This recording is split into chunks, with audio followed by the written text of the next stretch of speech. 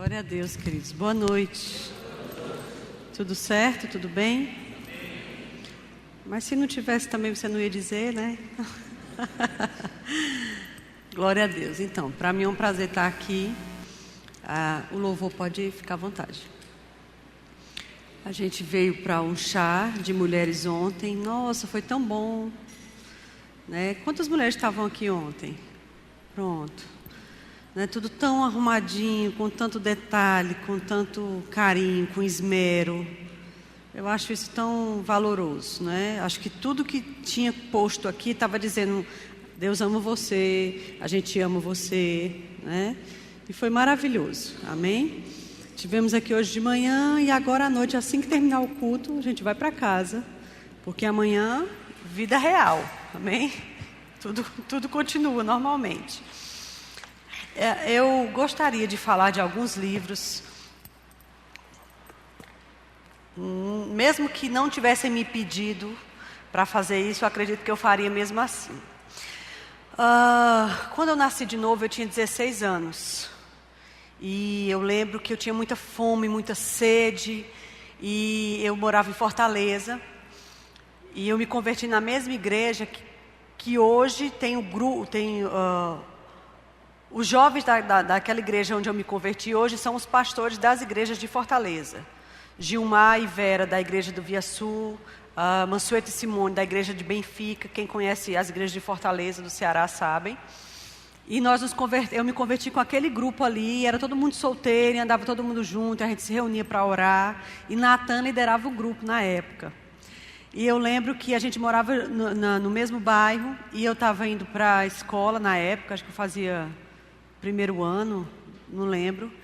E ele estava no ônibus comigo, do Bela Vista, do bairro que a gente morava, e ele disse assim: você precisa, eu era novinha, eu tinha 2 semanas de crente, eu acho. Ele disse: você precisa conhecer esse homem. Você precisa ler esse livro. E foi o primeiro livro de Kenneth Hagin que me foi apresentado, foi O Nome de Jesus. Ele me emprestou com muita dor no coração, porque era o único livro que ele tinha. E ele disse: não risque, não amasse, não sei o que, não sei o que, não sei o que, depois você me devolva. E aí, quando eu li O Nome de Jesus a primeira vez, eu fiquei impressionada. Os livros do irmão Hagin, eles funcionam como queijo na ratoeira. Eles atraem você e depois prendem você. Você sempre vai querer ler o próximo. Entende? Então, se você ainda não leu O Nome de Jesus e atrelado a ele, a autoridade do crente, você precisa. Foi o primeiro livro que eu li. Eu já conversei com vários irmãos e, coincidentemente, vários deles disseram: O Nome de Jesus foi meu primeiro também. Então, se você não leu ainda, você precisa. Amado, quem não conhece o nome vai sofrer. Amém? Próximo livro que eu também li, que marcou muito minha vida, foi A Arte da Intercessão. Na verdade, eu comecei a aprender sobre intercessão com Valnice Milhomens. Nessa época, ela tinha uma sucessão de fitas cassete, né? E alguém me emprestou 10 fitas de um seminário dela. Nossa, eu fiquei louca. Eu disse: o que é isso na vida dessa mulher? Eu lembro que eu assistia Valnice todos os sábados de manhã, bem cedinho, na televisão, né? E aquela influência dela, eu pensava: nossa, ela é uma mulher e ministra e ungida. Eu achava aquilo impressionante. Mas, na verdade, ela estava sendo uma precursora da palavra da fé no Brasil. E, depois disso, eu li, então, A Arte da Intercessão, que corrobora com tudo que Valnice fala. E é algo que é importante na nossa vida. Muita coisa já teria mudado nessas orações daí que a gente está fazendo, se a gente soubesse interceder, ao invés de só pedir. Pelos nossos entes queridos, pelos nossos filhos, pelo nosso parente que não é crente. Se a gente soubesse interceder, gerar, criar no reino do Espírito, a resposta já tinha acontecido. Amém? E Irmãos Qualificados, de Tony Cook. Nossa, gente, que maravilha. Eu acredito que isso aqui, sabe como é? Quando a escola de ministros nasceu lá em Campina, eu lembro demais quando o Guto sentou comigo. Já tinha falado com o Sueli também estava. Ele disse: Jana, a gente vai abrir uma escola de ministros, pastor Bud quer treinar os ministros, tarará, tarará. E a gente queria que você fosse vice com Sueli. Nossa, que honra tão grande. Quando a gente começou a primeira escola de ministros em Campina Grande, a primeira turma, a escola de ministros ela funciona como um choque de realidade. Entre você dizer que tem chamada e você conhecer o que é uma chamada. Pronto, é a mesma coisa que Qualificados faz. É um choque de realidade. Depois que você faz a escola de ministros e que também você lê o livro de qualificado de Tony Cook, você fica pensando se você realmente tem. Você fica pensando se realmente quer sair por aí proferindo que você tem chamada A, B ou C. Porque realmente ela lhe situa e faz a gente pensar se realmente a gente quer ficar fazendo propaganda do que a gente é ou deixa de ser, você entende? Porque ele fala bem claramente sobre as responsabilidades que cada chamada implica. É bem valoroso, viu? Você que aspira o episcopado, excelente obra almeja. É necessário, porém. Então, nesse necessário, porém, tem uma listinha de coisas, entre elas, ler qualificados. Amém? Glória a Deus. Diga assim, eu sou um povo que lê. Pronto, então seja. Porque a Bíblia é o livro dos livros. Mas quando você encontra autores ungidos que escrevem bons livros, é como um passarinho que come a comida, mastiga e põe na boca do filhote. Pronto, é isso aqui. Amém? A Bíblia ruminada e colocada na sua boca é capaz de salvar uma pessoa. Glória a Deus. Amém? Estamos bem, estamos em paz, estamos felizes. A gente vai tentar ser... São 7h10. Vamos tentar ser bem objetivo para cumprir tudo que precisa ser cumprido. Dentro das muitas coisas que a gente poderia falar, eu fico pensando, meu Deus, o que poderíamos falar? Mas eu vou fazer o seguinte, a gente vai começar por esse texto e a gente vai ver onde é que a gente vai conseguir ir, tá bom? Vamos abrir, por favor, em Marcos 4, 26. Marcos 4, 26.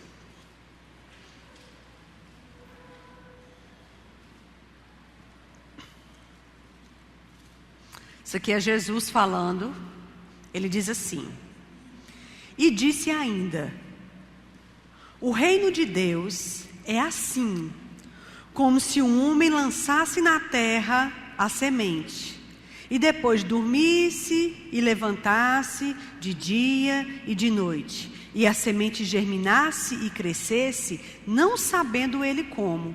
A terra por si mesma, diga por si mesma, por si mesma frutifica. Primeiro a erva, depois a espiga, depois o grão cheio na espiga.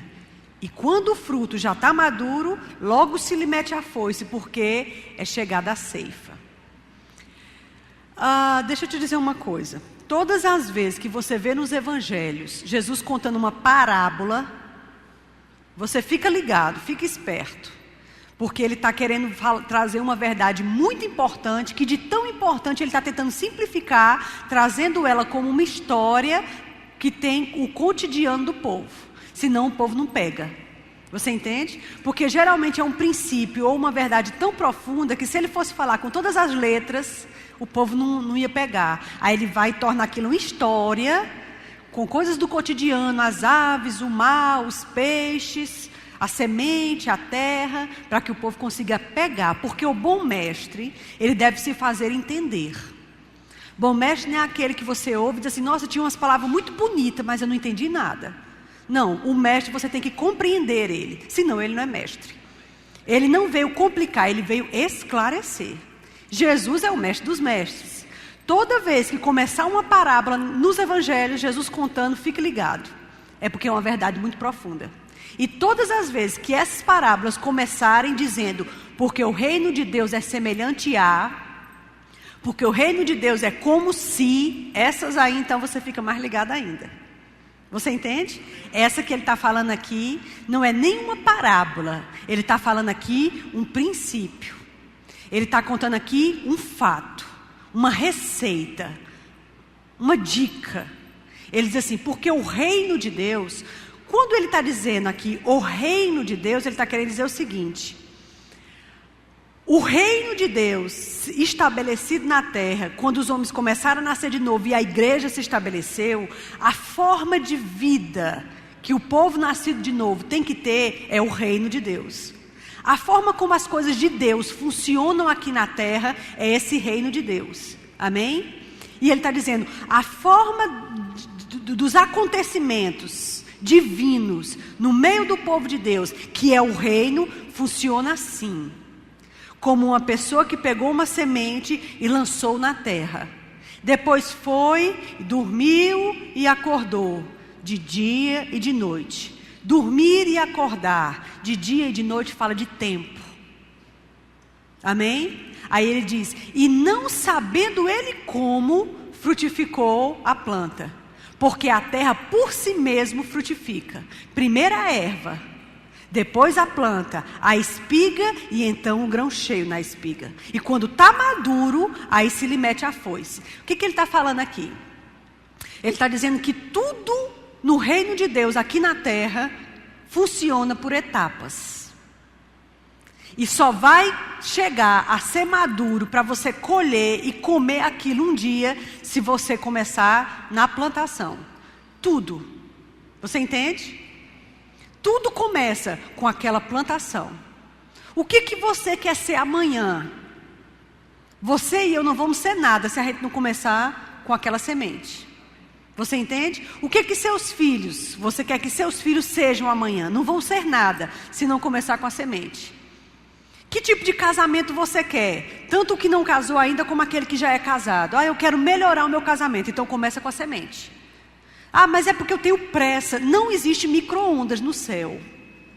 O reino de Deus não é formado de micro-ondas que você bota e digita 30 segundos e o prato sai pronto. Não é assim. É uma construção. Amém? O funcionamento do reino de Deus para tudo aqui na terra funciona com um começo. Nada nasce grande, nada nasce pronto. Tudo é gradativo e por etapas. A Bíblia diz que a vida do crente é como a luz da aurora, que vai brilhando mais e mais até que se torne dia perfeito. O que é o dia perfeito? Meio-dia. Quando o sol está alinhado plenamente com a terra naquele lugar que é meio-dia. Quando é meio-dia aqui em Arco Verde, o sol está a pino. Não tem sombra. A sombra ela está imediatamente debaixo dos seus pés. Nem tem sombra para frente, nem para trás, nem para um lado, nem para o outro. Porque o sol está perfeitamente alinhado. O sol inclina um pouquinho, deu meio-dia e 15. Aí você já vê uma sombrinha para um lado. Você entende? Mas o dia perfeito é aquele em que não tem sombra nenhuma. Ou seja, você está enxergando tudo. Tudo é muito claro para você, você percebe tudo. Ele diz que o caminho do justo, a vida do justo, a caminhada de fé de um crente, ela tem que ser como a luz da aurora, que vai brilhando cada vez mais, até que você entenda tudo sobre aquele assunto que você está buscando a Deus. Até que você tenha bastante clareza da decisão que Deus quer que você tome. Isso fala para mim de etapas. A Bíblia diz que é de degrau em degrau, de glória em glória. Etapas. O que acontece é que a gente quer queimar as etapas e ter o resultado imediato. Ninguém quer pagar preço por nada. Ninguém quer perseverar para nada. Ninguém quer esperar para nada. Aí também acaba não tendo nada. Porque não quer pagar preço nenhum por nada. Só que Deus não é imediatista. Tem sim, óbvio, as coisas que vão acontecer no estalar de dedos, num piscar de olhos. Mas a maioria das coisas, quando ele fala aqui sobre o reino de Deus, ele está falando do reino no geral. O funcionamento de qualquer coisa, no geral, começa com uma semente. E se você e eu plantamos a semente certa, pode ficar tranquilo, porque a terra ela frutifica por si mesmo. A Bíblia diz que ele sem saber como. É engraçado isso. Irmãos, eu andei com pessoas no começo da minha fé, e em Fortaleza, como eu falei, depois que eu casei, que fui para Campina, né? Eu estou há 22 anos, vou fazer 23 anos em janeiro, que é o tempo que eu tenho de casada com o João, em Campina Grande. Antes disso, eu vivi 11 anos em Minas, porque eu fui para lá quando eu tinha 6 meses, voltei de lá quando eu tinha 11 anos. Então minha vida é dividida em 3 lugares diferentes. Minas, Fortaleza, Campina Grande.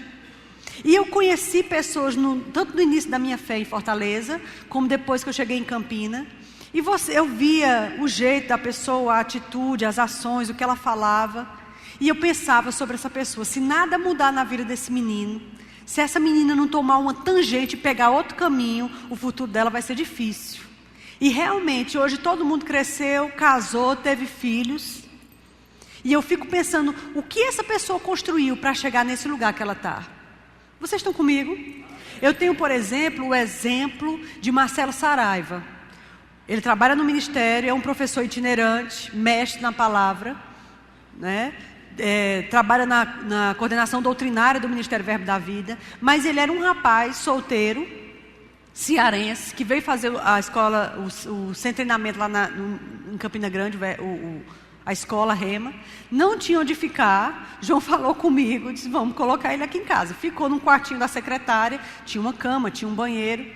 Marcelo morou com a gente 2 anos e um pouquinho. Totalmente dedicado, um menino temente a Deus. A gente ia dormir, a luz do quarto dele ficava ligada. Eu lembro que eu só tinha Gabriel na época, Gabriel ficava batendo no quarto dele para ele poder ler as historinhas de Jesus para ele. Ele lendo os livros de Irmão Reiga, né? Na época a igreja estava em construção, João colocou ele para trabalhar na construção.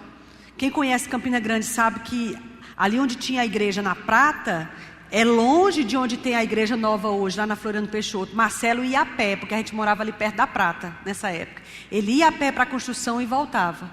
Ia a pé e voltava. Eu lembro que ele precisava de toalha nova, e ele não tinha, ele tinha vergonha de me dizer. E depois eu descobri que ele estava se enxugando com um lençol. Porque ele não tinha. É muito interessante. Viste o diligente em sua obra, sobre reis será posto. Não permanecerá entre os simples. Amado, não tem como você não plantar uma semente hoje, e dia e noite se passa, e mais na frente você ter aquilo. É impossível uma semente uma vez lançada na terra, a não ser que alguém escavaque, procure a semente e arranque fora. Mas uma vez que você colocou lá, a terra por si mesmo tem uma sabedoria na palavra de Deus, que ela por si mesma transforma a semente e começa. Você entende? No começo ninguém dá nada, porque é só um brotinho do lado de fora. Todo mundo aqui já deve ter feito aquela experiência do feijão na escola, que você bota algodão molhado e bota o feijãozinho lá. E a criança leva para casa, com 2 dias está lá o brotinho saindo fora. A criança acha aquilo impressionante. Aí o broto começa, né? Porque feijão, meu filho, ao cheiro das águas brotará. Feijão brota rápido demais com a umidade, né? E aí aquele broto começa a crescer. É desse jeito, mas no começo é só um brotinho. Primeiro, entenda isso, ele está falando de novo de etapas. Primeiro vem a erva. Erva não é nada, mas até um sopro derruba. Mas depois vem a planta. Aí a espiga e só depois o grão cheio na espiga. Ou seja, etapas de construção para chegar no que você quer. E chegando à maturidade, então logo se lhe mete a foice. Então ainda quando o grão está cheio na espiga, ainda não está pronto para colher. A gente precisa, sabe de quê? Daquilo que Hebreus diz. Porque necessitais de paciência, para depois de haver desfeito tudo segundo a vontade de Deus, você possa finalmente herdar a promessa. A gente é imediatista e acha que Deus tem que fazer as coisas no seu tempo e no seu jeito. Tem gente que diz assim: Senhor, se daqui a 15 dias você não mudar essa história, eu vou me desviar. Deixa eu te dizer uma coisa. Não é para Deus estar correndo atrás da gente, não. É para a gente estar correndo atrás de Deus. Porque Jesus disse muito bem: comigo você pode todas as coisas, agora sem mim você não pode fazer nada.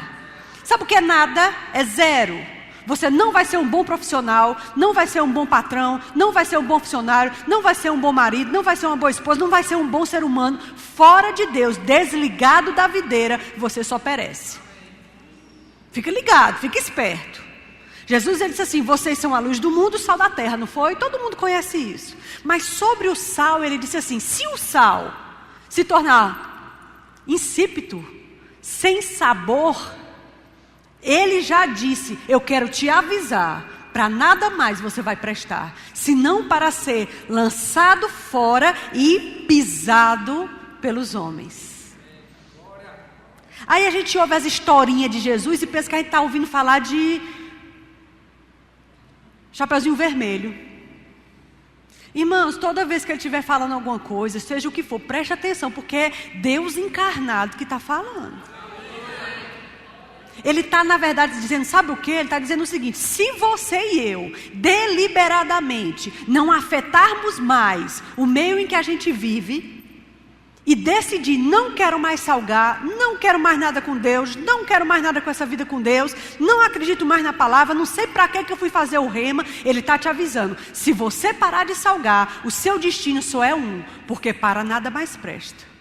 Ele diz, você vai ser lançado por terra. E outra coisa, esse mundo velho que tu está abraçando, é ele mesmo que vai te pisotear.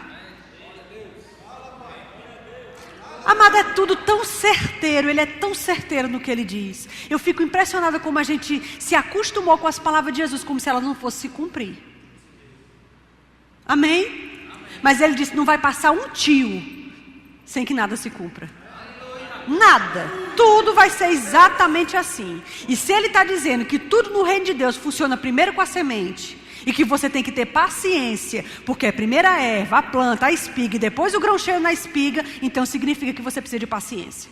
A Bíblia diz que a perseverança precisa ter a sua obra completa. Então tem uma medida de perseverança. Deus não se agrada dos que retrocedem, Ele se agrada daqueles que se mantêm.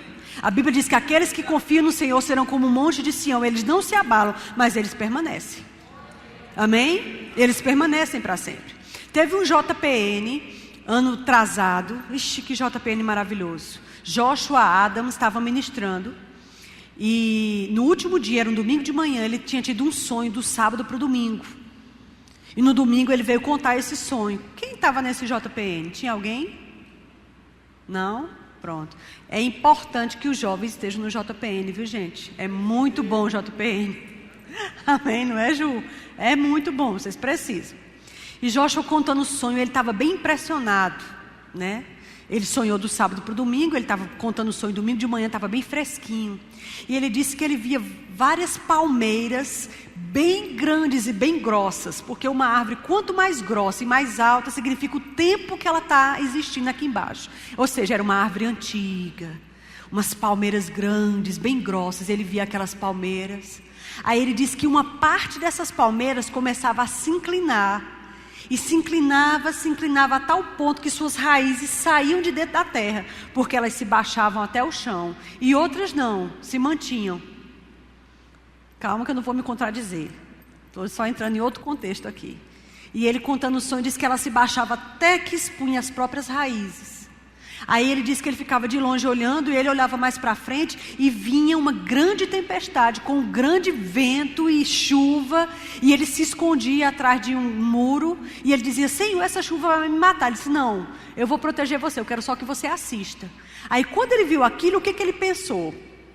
Essas que se baixaram, o vento vai levar elas, porque elas saíram fora até a raiz. Mas quando a tempestade veio, as que estavam inclinadas se mantiveram, e as que estavam em pé foram arrancadas com tudo e foram levadas pela tempestade. E ele olhou aquilo e não fez muito sentido no natural. Como é que aquela que não está mais plantada é arrancada? E aquela que está lá, foi a que... Aí ele começou a dizer, Senhor, mas a Bíblia não diz isso. Aí Deus começou a explicar para eles. Não, nesse contexto aqui, eu quero te explicar que eu estou falando de humildade. Eu estou falando de gente que se prostra diante de mim a tal ponto que as suas coisas íntimas ficam expostas. As suas coisas secretas que ninguém está vendo. Ele não tem vergonha de aparecer.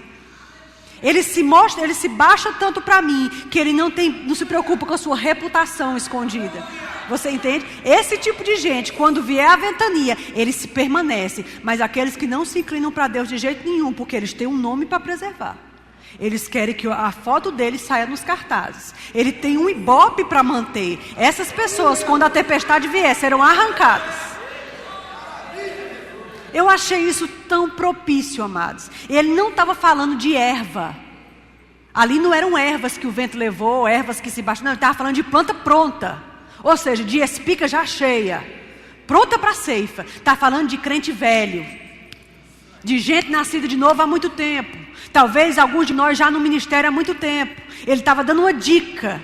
Ele estava dando um conselho. Se você se prostra diante de mim, sem pensar no seu nome ou na sua reputação, diante dos homens, mas para mim, quando as dificuldades vier e a peneira desse mundo vier, você permanece. Mas quem não se dobra a mim não vai ficar. Interessante isso. Agora, isso fala também de permanecer em Deus. Porque qual a melhor forma de você se permanecer em Deus? Se sujeitando a Ele. Se dobrando para Ele. Dá no mesmo. Vocês estão comigo? Eu quero ler uma outra passagem que vai fortalecer. Ui, Jesus. Que vai fortalecer o que eu estou dizendo. Se eu achá-la, que eu preciso achá-la, não sei onde ela está. Talvez alguém possa me ajudar, porque eu tinha marcado e foi-se embora aqui. Eu quero a parábola das virgens. Mateus. Coisa boa é crente que sabe da Bíblia, né? Olha aí, coisa boa. Vamos lá, Mateus 25. Essa passagem é muito conhecida, todo mundo já conhece. O problema da gente com as passagens muito conhecidas é achar que não há mais nada para aprender sobre elas. Porque eu já ouvi centenas de pregações sobre essa passagem. Então, o que eu ainda posso aprender sobre ela? Ainda pode aprender tudo. Porque a Bíblia, essa velha Bíblia, é a mesma Bíblia desde que ela foi escrita. Nada se deve lhe acrescentar. Agora, o entendimento sobre ela é que é fresco toda vez que você lê. Descobre uma coisa nova nas mesmas velhas palavras. Amém? Mateus 25 diz assim. Irmãos, eu particularmente, eu não sei você, mas eu tenho muito temor nessa parábola aqui. Lembra que eu falei que parábola é uma verdade muito séria?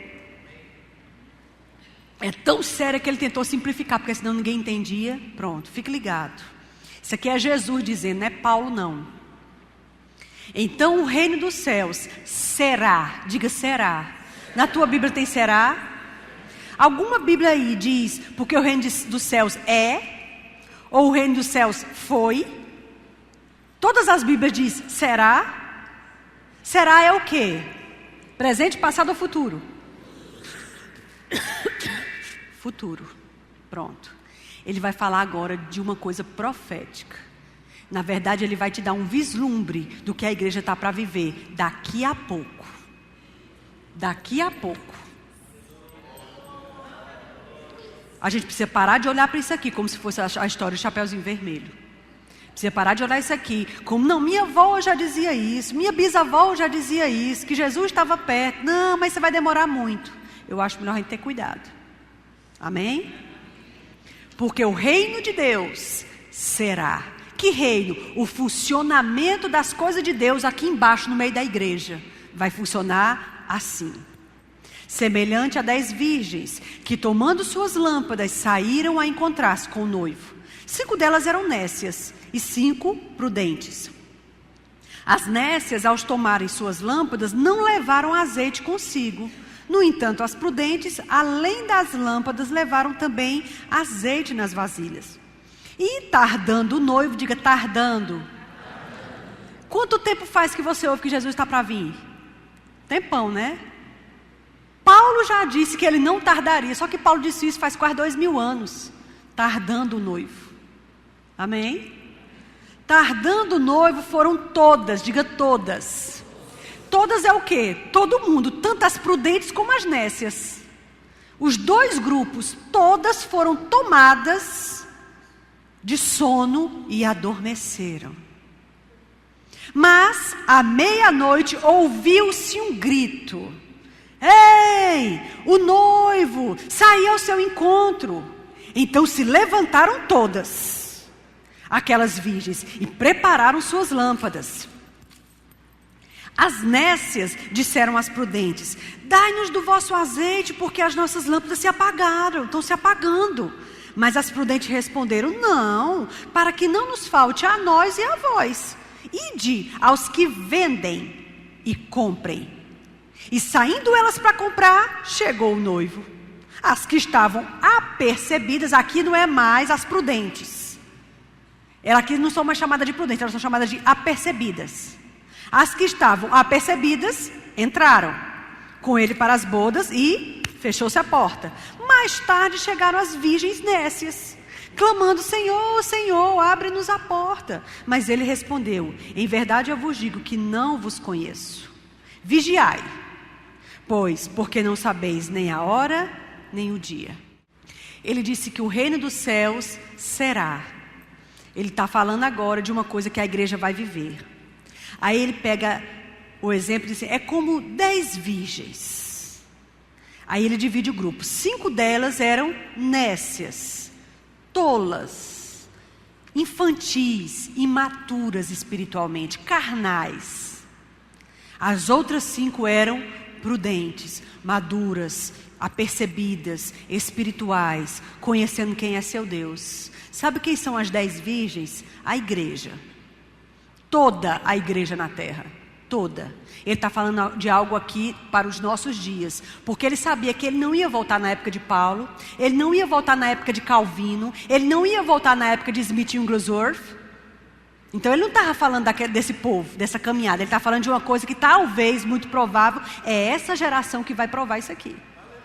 Então ele está dizendo, as virgens, todo o tempo a igreja vai ter nécias e prudentes. Todo o tempo. Aí diz que tardando o noivo, se demorando, aí todas elas dormiram. Quando a igreja dormiu, adormeceu, Deus teve que levantar a igreja. Porque a salvação tinha se perdido. E as pessoas estavam pagando pelas indulgências para poder achar um lugarzinho no céu. Quando os apóstolos morreram e os sucessores dos apóstolos morreram, a igreja entrou numa defasagem. E a salvação pela fé se perdeu. Ninguém mais era salvo. Pelo contrário, o que se dizia agora é que quando você nasce, que molham a sua cabeça, você já faz parte de Deus, da vida de Deus. Você é um bebezinho. E aí eram cobrados impostos altíssimos do povo, pagavam indulgência, pedaço da cruz de Cristo para garantir um pedaço do céu. Não existia mais a cruz de Cristo. Mas qualquer pedaço de madeira, enfim, se desvirtuou completamente a igreja. E não existiam outras igrejas. Só existia a igreja que os apóstolos deixaram. E aí aquilo estava incomodando Deus, porque a igreja dormiu. A igreja parou de nascer de novo, o povo parou de existir. E aí Deus teve que levantar Lutero, com as 95 teses. E depois foi levantando outros, e aí começou então a igreja a nascer de novo, outra vez. A igreja não, né? O povo, porque a igreja já é nascida de novo. Aí se restaurou um novo nascimento no meio do planeta. Vocês estão comigo? Fiquem comigo, se a gente vê a história da igreja. Aí a igreja que estava dormindo começou a dar uma despertadazinha. Só que de lá para cá, quantos anos já não fazem? E quantos moveres diferentes a igreja tem provado ao longo dos séculos? Não é verdade? Nas últimas décadas, a igreja tem sido sacudida. Por muito tempo, ninguém falava em línguas, mesmo depois que Lutero levantou o novo nascimento outra vez. Mas ninguém falava em línguas, o batismo não era conhecido. Todo mundo achava que o mover do Espírito foi uma coisa para a igreja no começo, porque Deus precisava inaugurar a igreja, inaugurou daquele jeito, mas que agora não precisava mais. É interessante porque Deus teve que usar o avivamento da Rua Azusa, dentro dos Estados Unidos, para levantar o mover do Espírito nos Estados Unidos e dali se espalhar para muitos lugares no planeta. Amém? Através de um negro, filho de ex-escravos, semi-analfabeto, cego de um olho. Interessante. Amém? E também usou uma mulher, ou seja, as duas figuras que a sociedade não aprovava: raça negra e mulher. Aí Deus usa um homem. Quem lembra o nome dele? William Seymour. Isso mesmo. Exatamente. E quando ele fez as primeiras reuniões dele, que ainda era na casa de um irmão, ainda não era no prédio conhecido da Rua Azul, era na casa de um irmão. O povo clamava e buscava por Deus por horas. Ele mandou uma carta para uma amiga dele e pediu que ela viesse, porque eles estudavam juntos numa escola, em outra cidade, de um homem branco, cujo o motivo da escola era ensinar sobre os dons, porque o povo queria o batismo. Mas como Seymour era negro, a condição dele fazer a escola era assistir às aulas no corredor, pela janela, porque ele não podia sentar na sala de aula com os brancos. E ele topou mesmo assim. E ele assistiu todas as aulas daquela escola bíblica do corredor, porque não podia sentar junto com os brancos. No último dia de aula, os brancos iam receber a imposição de mãos para o batismo no Espírito Santo. Mas Seymour não recebeu o batismo porque ninguém podia impor a mão sobre ele, porque ele era negro. Que viagem! O povo tem umas viagens. Um absurdo, uma palhaçada. Se você tem problema com cor de pele, você precisa de ajuda. Rápido. Você tem um problema, é melhor se converter ligeiro. Viu? Cuidado, isso é muito sério. E aí um dia esse homem foi chamado para ministrar numa cidadezinha, num outro estado, ele foi. Quando ele chegou lá, começou a ministrar sobre os dons, o pessoal não gostou, eles tinham convidado eles para uma sessão de ministrações. Quando ele fez aquela primeira, o pessoal desistiu. Não queremos mais. E nem deram o dinheiro de passagem de volta para ele voltar para casa. Aí um grupo, sempre vai ter um grupo na igreja procurou ele escondido, disse: olha, a gente gostou do que você pregou, é maravilhoso, você pode ficar hospedado na minha casa e pregar assim para nossa casa, para meus vizinhos assim, só a gente posso. Aí levou ele para a casa dele, foi nessa casa que começou as reuniões de William Seymour. E aí naquelas primeiras reuniões, eles com sede, com fome do batismo, ele mandou essa carta para essa amiga, porque essa amiga tinha sido batizada. Aí essa amiga pegou um trem e foi para lá. No primeiro culto que essa amiga estava, aí as pessoas começaram a ser cheias do Espírito Santo. Uma mulher, uma jovem na igreja, ficou tão cheia do Espírito Santo que ela se sentou no piano e começou a tocar. Nunca tocou um piano, não sabia nem para onde ia. Mas cheia do Espírito Santo. Eu achei interessante como o Espírito Santo quis inaugurar aquele avivamento com música. Eu fico impressionada como as pessoas desprezam o louvor, achando que é um momento... Oh meu Deus, ser bonita custa, né? Achando que é um momento para dar tempo aos atrasados para chegar. Não, vamos botar aí um louvor, porque tem que dar tempo para o povo chegar. Bota aí uma meia hora de louvor que é para dar tempo dos atrasados chegar. Se a gente não gosta de música, não gosta de louvor, é bom resolver essa parada logo, porque lá em cima isso aí é o tempo todo. Diz que os anjos são o tempo todo ministrando para ele. Quem criou música foi Deus. Você vai ver isso em Vida de Louvor. Quem criou música foi Deus. Os arranjos, a harmonia, as notas, é maravilhoso. Irmão, você fica cheio do Espírito só com a música. Eu acredito em cultos em que a unção na música vai nos tomar, que ninguém vai dizer uma palavra, ninguém vai pregar nada. Só Deus sendo exaltado, o povo sendo curado, o povo se prostrando, somente, sem nenhum estrelismo, nada. Só Ele servindo a Deus com o seu dom e a gente se alimentando do dom deles. Porque é assim, uns dando, outros recebendo, é desse jeito que funciona. E Deus encheu aquela mulher do Espírito e ela sentou no piano e começou a tocar lindamente, parecia um anjo. Aquela mulher mais na frente veio a ser a esposa de Seymour, porque Seymour ainda era solteiro. Seymour não foi batizado nesse dia, ainda levou um tempinho, mas uma hora o bichinho, graças a Deus, nasceu de novo não. Foi batizado, foi cheio do Espírito Santo. E aí eles alugaram um prédio que foi um estábulo, depois foi um lugar para guardar coisas, já tinha passado por um incêndio, um lugar simples de primeiro andar, numa rua chamada Rua Azusa. E aí eles começaram aquelas reuniões, mas o povo nos Estados Unidos estava tão frio e tão longe do batismo no Espírito Santo, do mover do Espírito, das curas, que rapidamente o lugar lotou. Mas no ápice do avivamento da Rua Azusa, tinha fileiras de carro cruzando o estado. Quando um culto terminava, os auxiliadores de Seymour tinham que tirar o povo da cadeira, porque já tinha filas lá fora para poder sentar no lugar. Hoje a gente implora para uma pessoa vir para a igreja. Mas quando o avivamento estiver forte, amados, a gente vai ter que implorar para o povo sair desse culto para começar o outro. Para dar a oportunidade de todo mundo ter acesso à igreja. Vocês estão comigo? Era um mover maravilhoso, as pessoas caindo e rolando e dançando, embriagadas. Ninguém nunca tinha visto isso. Calvino e Lutero, eles nunca imaginaram um negócio desse, eles iam achar isso um absurdo. Mas a Bíblia diz que um planta. Aí depois, em outro momento, vem outra regra. No final das contas, cresce todo mundo, porque Deus dá o crescimento. Nem sempre começa perfeito, porque é primeiro a semente, depois a erva, depois a planta, a espiga e o grão cheio na espiga. Quando Lutero foi despertado para trazer o novo nascimento, não era perfeito, mas na frente Deus foi levantando outras pessoas que foi restaurando o que é da igreja de fato e de verdade. Amém? E graças a Deus o mover do Espírito foi restaurado ali. Depois vale a pena você entrar no Google e procurar Avivamento da Rua Azusa, ler sobre ele. Não vou me deter mais nisso porque a gente está na parábola das virgens, mas é muito maravilhoso. Amém? E ali então começou um grande avivamento. E aí nós temos visto a palavra da fé começando. Eu conheci e ouvi falar de Mary Edith Ether, aquela mulher que ficou parada 3 dias com o dedo apontado. Estava pregando e ficou um sinal. Uma mulher pregando numa tenda, viúva, já velha.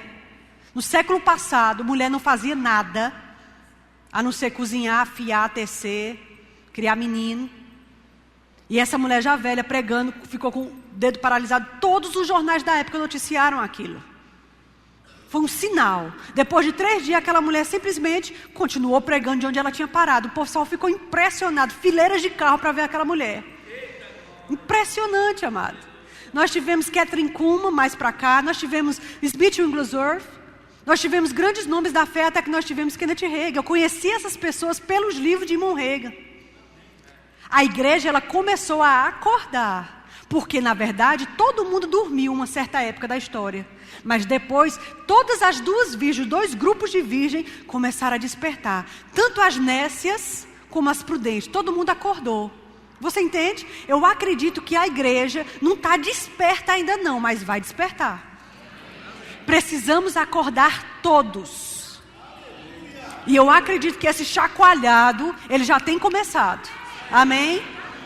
O movimento da fé, ele tem chegado em todo lugar. E graças a Deus, amado, graças a Deus, que ele não se limita à placa do verbo da vida. Deixa de ser bobo, de achar que você domina a palavra de Deus. Não caia nesse engodo de achar que o verbo da vida domina a palavra da fé. Isso não existe não, viu? Isso é meninice e infantilidade. Isso te coloca e me coloca no grupo das nécias. Eu não quero esse grupo. O grupo das prudentes entende que Deus é maior do que a sua placa. O grupo das prudentes entende que a palavra da fé, ela vai por todo mundo. Mesmo que tenha uma coisa ou outra que a gente não concorda. Ah, mas porque eles batem palma para Jesus. Ah, mas deixa o cara, irmão. Não é pecado, não. Você entendeu? Você tem um entendimento diferenciado, feliz daquele que não se condena naquilo que crê, naquilo que aprova, fica em paz, está tudo bem. Agora, por que a gente tem que diminuir alguém, uma pessoa, porque ela dá umas palminhas? Se nem Deus está fazendo isso. Que justiça há em nós maior do que a de Deus? Você entende? E aí então, os 2 grupos de virgens estão aqui se acordando, de acordo com a parábola. Diz que mais na frente, todo o grupo delas se acordarão. Todo mundo vai se acordar. E aí, à meia-noite. Meia-noite na Bíblia sempre fala de um momento muito escuro. Assim como a vereda do justo é como a luz da aurora que vai brilhando, brilhando até se tornar dia perfeito. E o dia perfeito é o meio-dia. As densas trevas também são a meia-noite. Você vê que Paulo e Silas, por volta da meia-noite, aprisionados, com as costas rasgadas, sofrendo, eles decidiram cantar louvores a Deus. Meia-noite. O choro pode durar uma noite, mas pela manhã vem a alegria. Meia-noite fala de densas trevas, de momento de trevas pesadas. Eu te pergunto, você acha que o mundo que a gente está vivendo agora, ele está com densas trevas mais pesadas do que quando você era adolescente? Nós que temos 40 anos para cima. Será que quando você era criança, o processo de pecado, de sujeira explícita no mundo, era mais ameno do que o que a gente tem hoje? Era. Eu lembro que meu pai, eu tinha, não sei, 8 anos, ele tinha um LP de samba.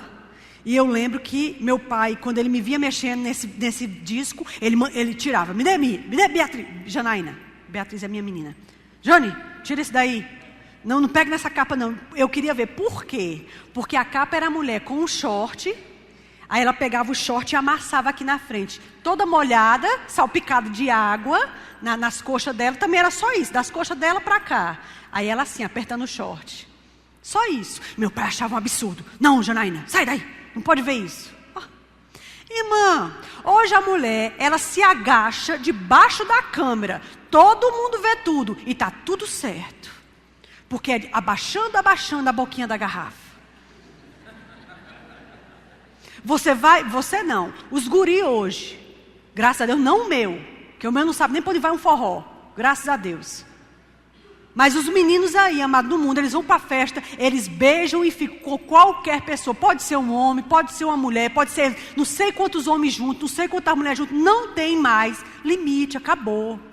Acabou o limite, acabou o respeito. Não há mais limite. Ninguém venha me dizer que já não é meia-noite. Já é meia-noite. Essa meia-noite aqui, amado, que Jesus estava dizendo, é ela que a gente está vivendo. Meia-noite. O que é que o governo estava querendo fazer? Cartilhas para instruir as crianças a decidirem que sexo elas vão ter. Cartilha para ensinar uma menina a se masturbar. E estava tudo certo, ela só tinha 6 anos, mas ela já tem direito de descobrir o corpo dela. Que viagem! Sabe o que é isso? Meia-noite. Jesus disse, nos últimos dias, o mal no mundo se multiplicará. É meia-noite. Então, igreja, tanto a nécia como a prudente, se desperta porque meia-noite já é. Você entendeu? E a Bíblia diz que na meia-noite vai se ouvir um grito. Que grito? Deixa eu te dizer, como um ladrão na noite, ele vem para o mundo. Mas para a igreja não é para ser como um ladrão no mundo, um ladrão na noite. O que ele falou aqui? Então, por isso, fique apercebido. Fique diligente, fique vigiando, porque você não sabe nem o dia nem a hora. Vocês estão comigo? Ele falou dia e hora. Isso é muito preciso. Dia e hora. Talvez a gente não vá saber o dia e a hora, mas a gente pode saber a estação. Você e eu que estivermos as virgens apercebidas, elas vão perceber. Estou sentindo um cheiro de virada. Estou sentindo um cheiro de chegada. Estou sentindo um cheiro de fim de linha, de final de túnel. Você consegue perceber isso, irmãos? Não é para Jesus pegar a gente desprevenido, desavisado. A gente pode não saber o dia e a hora, mas a gente pode saber e perceber, eu acho que vai ser esse ano. Eu acho que vai ser dos próximos 5 anos. Você pode saber. Essa voz que diz, ei, acorda, eis aí o noivo, ela já tem começado a ser manifesta. Muitos profetas ao redor do mundo têm se levantado e têm dito, ei, ele está chegando, ei, está perto.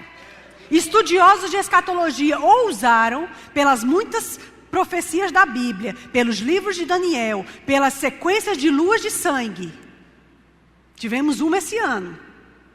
Eles ousam dizer que a gente tem uma estimativa de, no máximo, 15, 16 anos. Dentro desses 15, 16 anos pode acontecer a qualquer momento. Eles falam isso. Mas que desses 15 ou 16 anos também não passará. Sabe o que é 15, 16 anos, irmão? É muito pouco. Muito pouco. Eu fico pensando, quanto tempo você ainda vai ter para resolver essa tua parada aí? Para poder desenrolar essa tua chamada? Para poder fazer esse negócio que Deus botou no seu coração? Para poder entregar para Ele? Porque esse encontro é inevitável. O que é que a gente vai ter para apresentar? Quando a gente parar para pensar sobre isso aqui, a gente vai ter mais cuidado e ficar perdendo tempo com outras coisas que não vai levar para nada. Se perdendo em pensamento besta, pensamento diabólico, nojento, ceboso, que vai te levar para baixo. Você não tem tempo, ei, não tem tempo, ei, eis o noivo.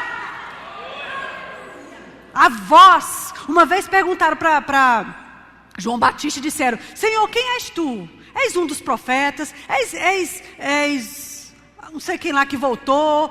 Quem tu és? O que tu diz? Ele disse, eu sou a voz. Eu sou a voz. Que tipo de voz? Naquele caso era a que clama no deserto, preparei as veredas para o Senhor. Eu sou a voz. Eu sou uma voz. Naquele caso era a voz que ia preparar a vereda. Vocês estão comigo? O antecessor de Jesus. Já houveram outros antecessores da segunda volta, da segunda vinda em que Ele vem pegar a gente. Eu acredito que a gente precisa ficar ligado. Amém? Diz que quando ouviu-se essa voz, todas se acordaram e ficaram angustiadas. Aí começaram a se preparar. Aí foi nessa hora, só nessa hora, é que as nécias se deram conta de que elas não tinham azeite. Aí isso me deixa impressionada. Porque as nécias, elas estavam todo o tempo em companhia das prudentes. Viam que as prudentes tinham a lâmpada do mesmo jeito que elas. Viam que elas tinham azeite extra, mas nunca se preocuparam com isso. Diga assim, nunca se preocuparam. Os carnais na igreja estão sempre vendo os espirituais. Vendo que eles estão enchendo a sua reserva de palavra, de comunhão com Deus. Mas eles nunca se importam. Quando eles ouvirem o grito, aí vai sair todo mundo doido, desesperado. Aí aquele que é carnal, que acha que você é crente, é muito espiritual. Menino, isso é exagero. E esse negócio de estar na igreja todo dia. Negócio de ler a Bíblia todo dia. Menino, a Bíblia é um livro histórico, assim, um negócio assim. Eu sou crente, né? Deus sabe, assim, já entreguei minha vida para Deus. Mas assim, se eu tiver num casamento e rolar uma bebidinha, é só ali, socialmente. E socialmente eu também posso acertar uma pornografiazinha na internet, uma coisa social, bem pouquinho, eu me resolvo aqui, tá tudo certo. Socialmente, você também fica com uma pessoa, só um pouquinho, ninguém viu, está tudo certo, Deus conhece aqui minha fragilidade. Socialmente se faz muita porcaria. Socialmente você também não sobe. Socialmente, amado, desse jeito eu também não vou. A gente não nasceu para a socialidade, para o social, não, a gente nasceu para aquilo que é certo. Vá por mim, amado, se você não proceder bem, você não será aceito. Isso é muito sério. Estão comigo? Quando a igreja se acordar, aí aquele povo, guri. Não estou falando de recém-nascido não, porque recém-nascido ele está em outra categoria. Ele é bebê. Os bebês, amado Deus, têm um zelo diferenciado. Não tem como o bebê ter uma maturidade que ele não teve tempo para adquirir. Ele é bebê. E graças a Deus é para ter bebê sempre na igreja. Isso significa que vai ter gente nascendo até a última hora. Ah, meu filho, se ele estiver apontando ali, eu ainda puder carregar uns 3 aqui, é que faz, tem que ser. Soou a trombeta, vê se você arranca mais alguém. Porque a gente tem que levar o maior número de pessoas possível. É para ser assim. Então bebê vai ter. Ele não está falando de bebê. Ele está falando de gente que já nasceu de novo há um tempo, mas decidiu que ia ser nécio, aluado, desapercebido. Que se deixa enredar, que se deixa levar, que... Ai, gente, não dá. Não dá. Aí quando esse pessoal acordar, a Bíblia diz que eles vão correr atrás daqueles que são apercebidos, que são ligados, que sempre foram diligentes, que sempre cuidaram em estudar, em ler, em orar, em se entregar a seu Deus, em dizer não para as coisas erradas, mesmo querendo, em dizer não para aquilo que é bonito, mesmo se esforçando para andar em santidade, crucificando sua própria carne. Aí eles vão correr atrás de você e de mim, vão dizer, ei, me dá um pouquinho agora, só que óleo é individual. O que as prudentes vão dizer? Olha, a gente não pode tirar do nosso e dar para vocês, porque senão vai faltar para nós. Você percebe que não é uma coisa que se multiplica. Porque se fosse, ela dizia, tome o nosso, porque estando em nós vai se multiplicar. Não, cada um faz o seu. Óleo na Bíblia sempre vai falar de iluminação, de unção, de conhecimento, de Espírito Santo. Ele está falando aqui de uma vida individual com Deus, em que cada um amadureceu e tem o seu próprio óleo para manter a sua própria lâmpada acesa. Lá no Velho Testamento, quando Deus estabeleceu o tabernáculo de Moisés, Ele deu várias leis. O tabernáculo era um tipo da igreja que iria nascer mais na frente, que hoje somos você e eu. E uma das coisas que Ele disse, Ele disse, olha, eu quero um revezamento, para que sempre tenha luz no tabernáculo. Não pode se apagar a luz, nem de dia, nem de noite. Outra coisa que eu não quero, que deixe de ter incenso. Tem que ter de dia e de noite. De 3 horas você bota, de 9 horas vem outro povo e bota. Não quero que pare, nem luz, nem incenso. Interessante. A Bíblia diz que naquele dia os anjos sairão com taças cheias do incenso, que são as orações dos santos. Vós sois a luz do mundo. Você não é filho das trevas, mas filho do dia. Parece que essa questão dessa luz, desse óleo, que mantém essa chama, essa luz acesa, é o seu fervor, é o quanto você ama a Deus e o quanto você busca Ele. Naquele dia, candeeiro vai ter as duas, mas óleo só teve quem buscou essa reserva por dentro. Porque elas tinham o visível, que todo mundo podia ver. Olha, como fulano é crente. É, realmente, olha, ela é bem crente mesmo. Isso aí é nascida de novo, eu vejo. Ela vai para a igreja todo dia. Mas tem aquele óleo reserva por dentro. Essas aqui só tinha aquilo que era visível. É crente também, vai para a igreja. Usa até umas roupas bem direitinho, É crente. Mas cadê o óleo reserva? Vocês estão comigo? Cadê a vida secreta que ninguém vê? Só aquilo que todo mundo pode ver? Porque candeeiro tem todas os 2 grupos. Mas o óleo reserva... só aquela que vive. Quando ele veio, que elas se acordaram, que foram atrás das prudentes, elas disseram, a gente não tem não. Vai e procure quem vende e compra. Eu estou terminando. Fique comigo. Amém? Virgens. A gente não pode dar não, senão vai faltar para a gente, porque isso aqui é individual, cada um faz o seu. A gente passou a vida toda guardando o nosso, e tendo, e produzindo, praticando para nós. Vocês têm que buscar o de vocês. Vão aos que vendem e comprem. Comprem significa pagamento de preço. Aí agora lá vai elas tentar recuperar o tempo perdido de anos e anos de crente dentro da igreja, que todo mundo exortava, que o Rema falava, que a escola de ministros falava, que o livro falava, que os pregadores falavam, mas a gente ficava na letargia espiritual. Aí agora quer correr para poder resolver a parada em última hora. Só que o reino de Deus é como um homem que lança uma semente, dia e noite, ou seja, tempo. E elas não vão ter mais nessa hora o quê? Tempo. Não vai ter mais. Vocês estão entendendo? É interessante isso. Compra, preço, renúncia, pagamento. Aí agora elas vão correr aflitas. Mas quando elas forem atrás de resolver, a Bíblia diz que o noivo vai voltar. E quando o noivo voltar, aquelas que tinham a reserva são as que vão entrar. Quando elas entrarem, a porta vai fechar. E quando a porta fechar, aí lá vem as nécias. Batendo na porta. Senhor, abre-nos a porta. A gente também é a igreja. A gente também fez o Rema. Ó, tá aqui nossa lâmpada, ó. A gente tem uma lâmpada bem grande, a gente é crente também. Nosso nome está lá, fazendo parte da igreja, a gente dava nossos dízimos todo mês. Por que você não deixa a gente entrar? Porque não tinha reserva, significa o quê? Vida. Não tinha uma vida. Não tinha, por isso que a sua lâmpada se apagou, porque não tinha óleo, não tinha vida. Aí ele vai ter a coragem de olhar para elas e dizer, eu não conheço vocês. Eita, que frase dura. Dura frase é essa, eu não conheço vocês. Estão comigo? Pronto, é isso que vai acontecer nos últimos dias. É isso que vai acontecer já já. E é isso que eu e você precisamos ficar apercebidos, porque ainda dá tempo de decidir que grupo eu e você vamos estar.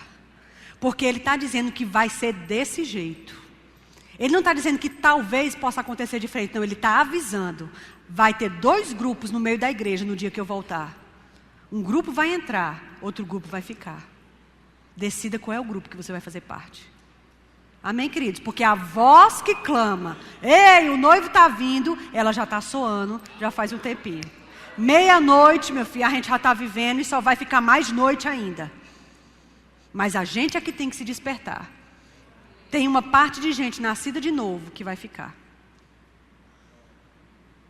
Por certo, porque eles decidiram deixar de salgar.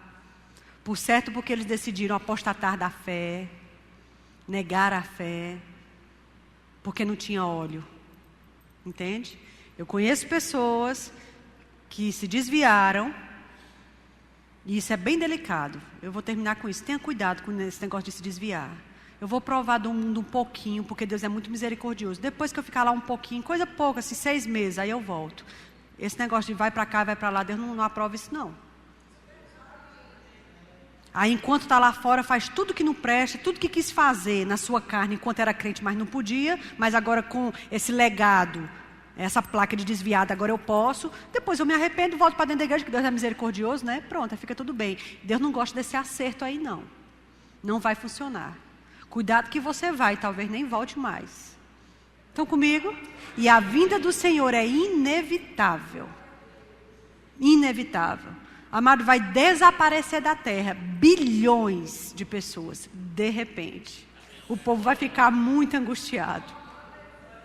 E os seus parentes, meus parentes, vão lembrar bem que eles falaram.